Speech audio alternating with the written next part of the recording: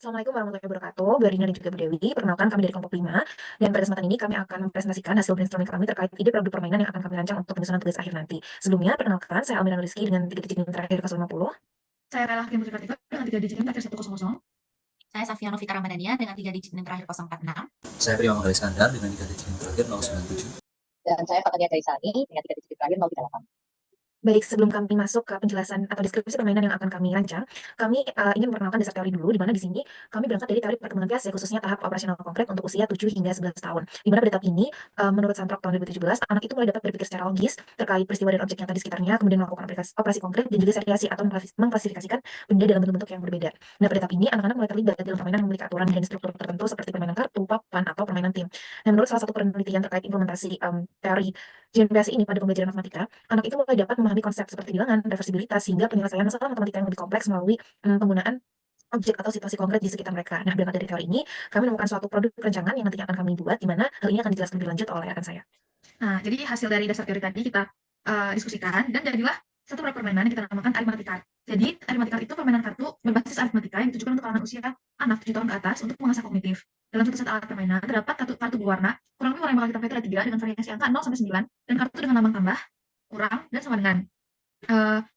Adapun peralatan lain luar set yang harus dipersiapkan sama pemainnya sendiri itu pensil dan kertas coretan yang boleh digunakan pada timing tertentu. Permainan ini dapat dimainkan oleh 2 sampai 4 pemain dengan 3 opsi skenario aturan yang dapat dipilih sesuai preferensi, yaitu Oke, untuk aturannya sendiri dari 3 skenario yang bisa dipilih. Yang pertama, untuk skenario pertama ini, di mana pemain ini akan mengeluarkan kartu dengan angka dan kartu dengan lambang tambah dan kurang secara bergantian dan bergiliran.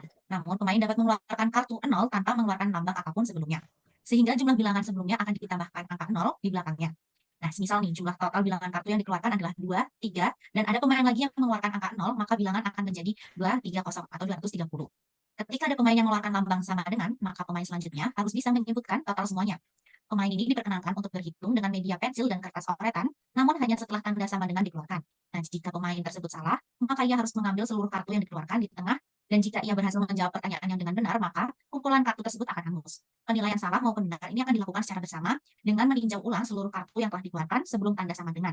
Pemenang juga, ini adalah pemain yang kartunya habis terlebih dahulu, dan pemain yang kalah adalah ketika kartunya itu terakhir habis. Untuk skenario yang kedua, akan terdapat 2 tumpukan kartu dengan rincian, satu tumpukan adalah angka, dan satu tumpukan lainnya adalah simbol operasi bilangan aritmatika, yaitu tambah, kurang, dan sama dengan. Secara bergantian, kartu akan dibuka satu persatu oleh salah satu pemain dari tumpukan asal ke tumpukan akhir. Apabila kartu bertanda sama dengan telah dikeluarkan, seluruh pemain harus berlomba-lomba untuk mengatakan kata kunci yang disepakati dan menjawab hasil operasional bilangan yang telah dikeluarkan. Dalam hal ini, pemain yang tidak menyebutkan kata kunci tidak berkesempatan untuk memberikan jawaban. Selanjutnya, penilaian salah atau benar dilakukan secara bersama dengan meninjau ulang seluruh kartu yang telah dikeluarkan sebelum tanda sama dengan.